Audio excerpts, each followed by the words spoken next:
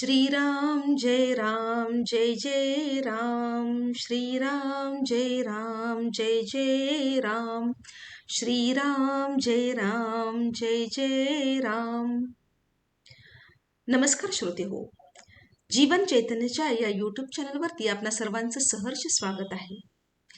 3 जानेवारी रोजीचं श्री ब्रह्मचैतन्य गोंदवलेकर महाराजांचं एक छानसं प्रवचन आपण ऐकूया। त्यात एका महत्त्वाच्या प्रश्नाचं उत्तर सुद्धा महाराज आपल्याला देत आहेत, आणि ते म्हणजे की नाम कुठवर घ्यावं। काही जणांना नाम घेता घेता नामाचाच विसर पडतो आणि बाह्य गोष्टींमध्ये त्यांचं लक्ष जातं। अर्थात ही नाम घेण्याची सुरुवातीची पायरी आहे, परंतु जेव्हा नाम घेता घेता घेता घेता घेता माणूस स्वतःलाच विसरून जातो, ती आयडियल कंडिशन आहे किंवा ती आदर्शवत कंडिशन आहे। परंतु सर्वसामान्य साधकाला प्रश्न पडतो की नाम कुठवर घ्यावं। तर याविषयीचा उहापोह त्यांच्या या प्रवचनामध्ये त्यांनी केलेला आहे आणि शेवटी त्यांनी काही उपाय सुद्धा सांगितलेले आहेत। बघूया आपण आजचं हे प्रवचन। नाम कुठवर घ्यावे? आपला श्वासोच्छ्वास चालू आहे किंवा स्वतःची स्मृती आहे तिथपर्यंत नाम घ्यावे। आपण श्वासोच्छ्वास जसा मरेपर्यंत घेतो तसेच नामाचे आहे। बरोबर भाषेत बोलायचे झाले तर असे म्हणता येईल की श्वासोच्छ्वास थांबला म्हणजे मरण येते, त्याचप्रमाणे नामाशिवाय जगणे हे मेल्यासारखेच आहे असे वाटले पाहिजे। अक्षरशः जीव जाईपर्यंत म्हणजे मीपणाने मरेपर्यंत नाम घेत सुटावे। शेवटी मी जातो आणि नाम शिल्लकच उरते। नाम घेऊन कधी पुरे होऊ शकत नाही। मुक्ती मिळाली की सर्व पुरे झाले असे म्हणतात, पण मुक्तीनंतरही जर काही कर्तव्य उरत असेल तर ते नामस्मरणच।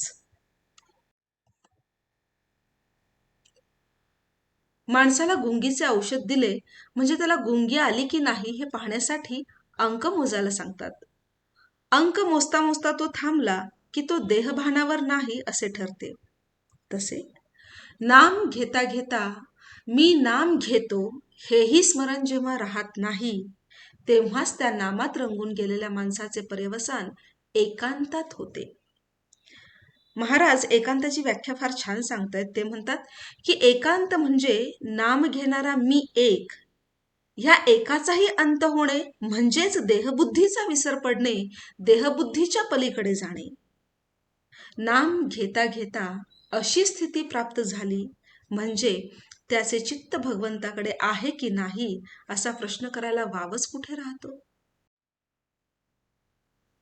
निद्रानाशाचा रोग झाला तर झोप लागेपर्यंत झोपेचे औषध आपण घेतो, तसे आपल्याला स्वाभाविक समाधान मिळेपर्यंत आपण नाम घेतले पाहिजे। नाम उपाधिरहित असल्याने आपणही उपाधिरहित झाल्याशिवाय नामाचे प्रेम आपल्याला येणार नाही। नामाने आनंदमय अशा भगवंताचे सानिध्य लाभून त्याची कृपा व्हायला वेळ लागत नाही, किंबहुना ज्याच्यावर भगवंताची कृपा होते त्याच्याच मुखात नाम येते। सगळ्यात महत्त्वाचा व्यावहारिक प्रश्न इथं त्यांनी ॲड्रेस केलेला आहे। महाराज म्हणतात की नामजपाची संख्या नोंद करून ठेवावी का, हा प्रश्न अनेकांना पडतो। महाराज म्हणतात की अमुक एक संख्येपर्यंत जप करण्याचा संकल्प केला असेल किंवा रोजचा काही कमीत कमी जप करण्याचे ठरवले असेल तर जपसंख्येची नोंद करून ठेवणे जरूर आहे। जपाची सवय होण्याच्या दृष्टीने आणि नेमाने काहीतरी किमान जप झाल्याशिवाय दिवस जाऊ नये या दृष्टीनेही जपसंख्येची नोंद करावी। पुढे मात्र महाराज म्हणतात की मात्र असे करताना एका बाबतीत खबरदारी घ्यावी, आणि ही महत्त्वाची गोष्ट वाटते मला, ती म्हणजे आपली आजची नामसंख्या पुरी झाली, आता उद्यापर्यंत आपला आणि नामाचा काही संबंध नाही अशा तऱ्हेची वृत्ती होण्याचा संभव असतो त्याला जपावे। आणि नेमाची संख्या पुरी झाली तरी होईल तेवढे आणखी नाम घेण्याची सवय ठेवावी। महाराज शेवटी म्हणतात की साध्या माणसाने विशेष खोलात न शिरता सांगितल्याप्रमाणे नाम घ्यावे, त्याचे कल्याण झाल्याशिवाय राहणार नाही। श्रीराम जय जय राम श्रीराम जय जय राम श्रीराम जय जय राम।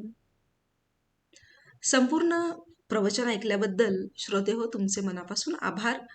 जीवन चैतन्य या चॅनलवरती आपण आध्यात्मिक कॉन्टेंट, बोधकथा, प्रवचन, कथा या प्रकारचा कॉन्टेंट अपलोड करत असतो.